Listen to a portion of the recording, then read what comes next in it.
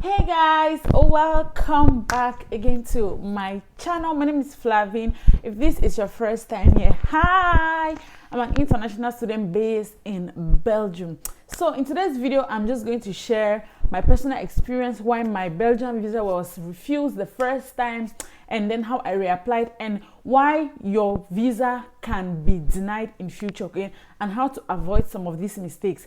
Today is a very cold day here. The rain is seriously falling. I didn't even plan to make this video, okay. I'm leaving for school actually. That's why I have like a pullover on, and then I'm going to put on some more things, but I was just like, I have 1 hour. Why don't I just make this video? Because in my last video where I was talking about where to buy cheap clothing, I asked if you guys would be interested to know how some of the reasons why your visa can be denied and how my own visa was refused, okay. And then I got one comment saying that I should make this video, so I was just like, since I'm trying to be consistent, why don't I just make this video? Yeah, so I'm going to be rushing because just 1 hour and I'm rushing to school. So let me start with my own story why my own visa was refused. Now, last year it wasn't really my fault like that, okay, because your visa can be refused because of a lot of reasons.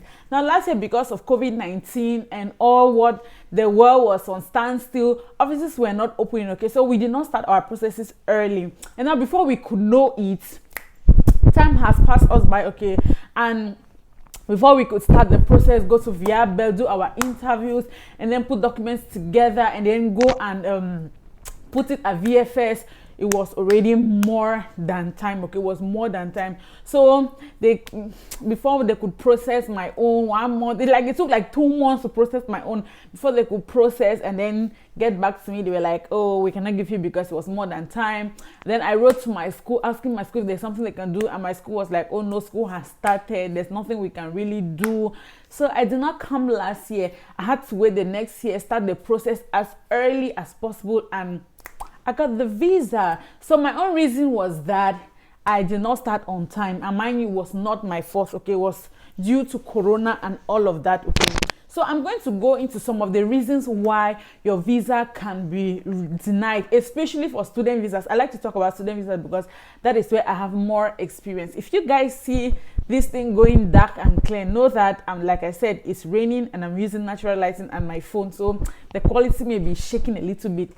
So now the first point that I want to talk about is that your documents are not correct. Now, when I talk about your documents are not correct, I might be talking in terms of you put in wrong documents, like I have your wrong affidavit of support, not probably checked. Now, for your documents to be correct, you need to take them to VFS. At VFS, they always check all documents, make sure that everything is intact, everything is in line with what they want. But at the same time, these are human beings, okay. There is a tendency that they can make mistakes. They can make mistakes at VFS. So you have to be sure that before you leave the house, everything is correct, everything is intact, like all your documents are correct. You're photocopying the number that you're supposed to photocopy. If you want to know everything about documentation, which documents to put together, I have a whole playlist for this, okay, like telling you the documents to do, the interview, everything. I have videos for that, okay. Just scroll down to my channel, you're going to see some of those videos. Okay, now talking about documents not being correct, another document I want to talk about is your affidavit of support. I know I spoke a lot about this affidavit of support, and I said that your affidavit of support, somebody in the US, Canada, Belgium, or even in Cameroon, they can give you an affidavit of support, okay, if you don't have proof of enough funds. Now, the thing with affidavit of support is that, because I have a story of somebody who had a lot of money in his account, and then he brought out his bank statement and gave his child like affidavit of support, and when the child went, they didn't give him the visa, and he was at VFS forcing up and down that, oh, he has enough money, why is it that he did not give his child the visa? And this is the thing that we are talking about, affidavit of support, okay. With affidavit of support, if somebody is doing affidavit of support, they need to take like their tax information to the Belgian embassies. At the Belgian embassy, that they are going to tell them the documents that they want them to bring, okay. The Belgian embassy has to confirm your affidavit of support first before you send it now to your child or whosoever it is that you want to sponsor. So don't just wake up and say, oh, I have 50 million in my account. You just print out your bank statement, print out your pay slips and give them that, okay, take that as affidavit of support. No, it doesn't work like that, okay. So if you're in that position where you don't follow the right things, okay, that visa may not be given to you, because that is not what Belgian embassy considers as affidavit of support. I hope that point is clear. Another point, the second point I want to talk about is that your documents are not legit or they are fake. I always say this, okay? With the Belgian embassy, it's different. It's not like American embassy where you go to and people are talking and they are checking. They don't really, like, they are checking your documents and they are just looking. Belgian embassy, they scrutinize, as in they go through your documents. They know which one is fake, which one is correct. So I always tell people, try as much as possible not to do any fraudulent acts, or don't put any, how can I say it, avoid fake documents or fake things. If you know that you did not graduate from the University of Boya, don't fake documents, okay?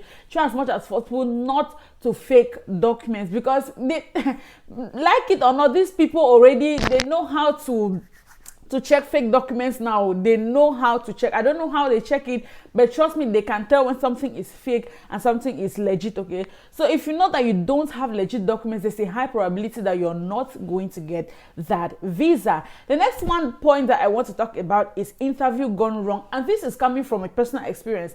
Yesterday, a friend of mine called me. I was just chatting with him. I'm like, well, how far are you coming already? Because I want to beg him to carry me something from Cameroon. So I was just like, I have five. They've not given you the visa and all of that. And he was like, they did not give him the visa. They called him 2 days ago. They sent his file 2 days ago, and they said they are not giving him the visa because of his interview. And now I'm just wondering, like, what happened at your interview stage? Like, what happened? Why are they not giving you the visa? So it means I'm coming back to the interview. And now, if you haven't watched my interview video, I'm going to link it up in the iCard and down in the description box. Please go and check that video out. In that video, I spoke a lot on the type of questions that you'll be asked during your interview, what to prepare, how to answer, everything. Like, all the questions I was asked are all in that video, so that you don't go and make mistakes. Mind you, we have the written interview and the oral interview. Now, if you go and say something else during your written interview and you say something else during your oral interview, problem. It means that you don't even know what you're going to do. Or during your written interview, you don't answer questions. You don't answer the most important questions, because in that video, I made you understand some of the questions that are very important and those that are not very important, and how it is very important for you to write very fast so that you can answer all the questions, okay? So if they see that in your written interview, maybe you did not answer the questions that they want, or you did not even answer, it means you don't even know what you're going to do. Or with your oral interview, you were just blabbing and you were not answering well. You understand what I'm saying? So if your interview doesn't go, because it's from your interview that they start determining whether they want to give you a visa or not before they even start checking documents, right? And now I said written doesn't match oral, didn't answer questions right, didn't even have a clue. Okay, those are the things that I wrote down. So that's an issue. So you need to be careful with your interview. Your interview stage is very important. Go down and know all the questions that will be asked. Go and watch that video. Okay, I will not talk much about the interview. The next point that I want to talk about is late submission. And like I said, from personal experience, I did not get my visa last year because of late submission. Why? Because of Corona. So in my other videos, I always hit on the point that start early. Even if your school starts in September, start your visa process as early as January, okay? Submit everything at January, and it's better you sit and wait. If they want to give you that visa, trust me, they will give you, but they will tell you that maybe you'll travel by in August. So it's better to have the visa, keep it at home, and travel in August than to waste time. And then, see, if your school starts in September, and then you start applying like August, these people take like 1 or 2 months to process your documents. So by the time they are through with your documents, it will be like October.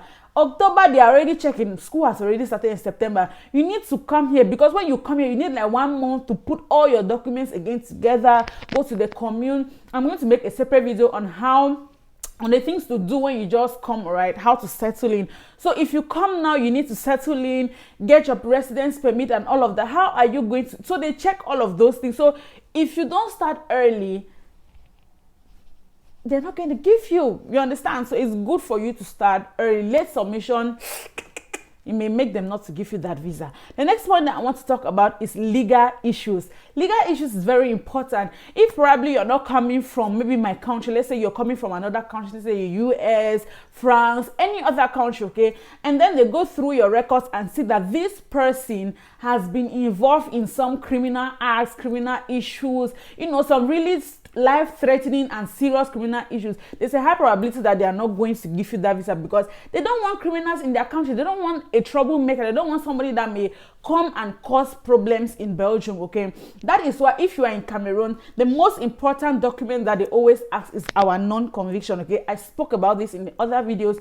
They always ask you to go and legalize your non-conviction, because non-conviction is that document that shows that, oh, you've not been involved in any criminal act, you've never gone to the prison, you know, you've not been in any trouble, okay? That's the document. So in Cameroon, since our system is not yet online, it's not yet digitalized like that, okay, like the Western world, that is a document that proves that you've not been in trouble. So if you cannot get your non-conviction in Cameroon, forget it.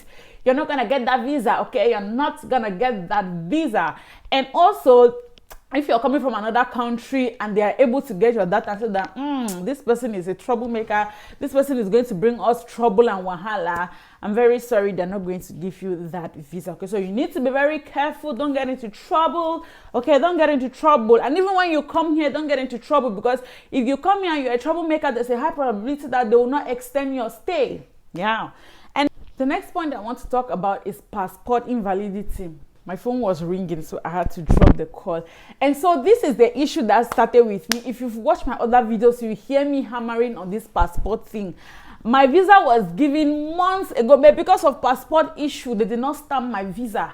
I had to go make a new passport and send to them before they could stamp my visa. So don't be like me, okay? Put your things. This is why I make this video, so that you people will not make some of the mistakes that I did, okay?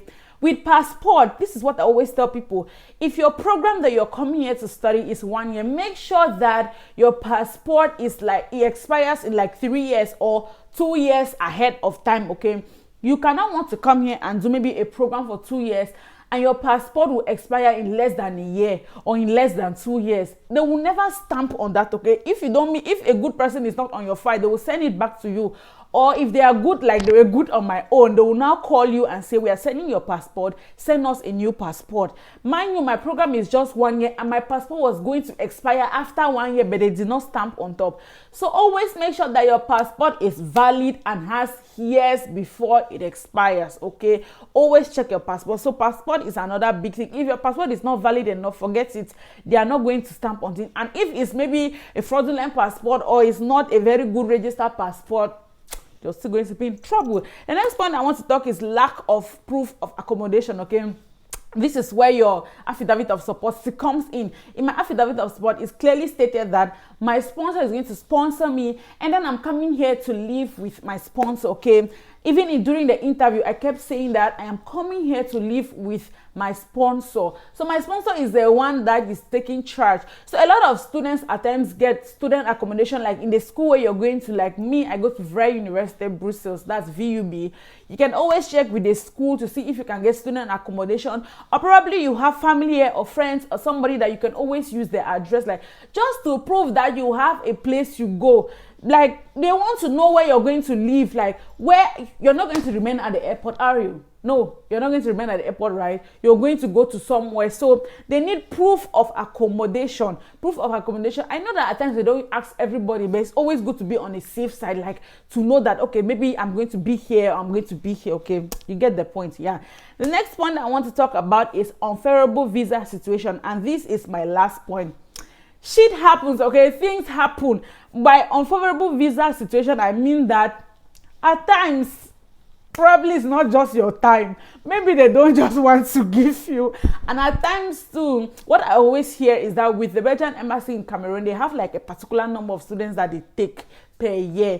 When they get that particular number, if you like, come with good documents, they don't take you again, okay? So that's just what I felt. That's unfavorable visa situations. Like there's some situations that you cannot just explain, that they don't give you. There's no big reason, you cannot just explain. Because even last year that they were saying that it's more than time. Mind you, my cousin was given visa some weeks ahead of mine, and his own school had started again. So like it or not, I also fell under that unfavorable visa situation, okay? There's some situations that they don't just favor you. So yeah, that too can happen, and this is where your prayers and your faith comes in. Okay, so yeah, those are some of the few points that I could personally pick from the fact when it comes to student. I don't know much about tourists. When it comes to tourist visas, you can hear things like accommodation is really important, funds, recommendation letter, and all of those things. Okay, I cannot really say much about those ones because that's not my field. And for those people that are going to meet like their spouse, family, your own reasons may be a little bit different. I like to talk about students because I am a student. I can easily relate. Okay, so yeah, thank you guys so much for watching as always, and please feel free to drop down some of your video ideas, what you think I can do for you, that video ideas that you enjoy in line with immigration, in line with lifestyle. I will be here to do all of those videos. Okay, and also please don't forget to subscribe. We are growing by the day. Thank you guys so much. Okay, subscribing means a lot to me. It means that I can keep making these videos. I can always squeeze out time to make videos. Thank you guys so much for watching. I love you guys, and I'll see you in my next video. Bye.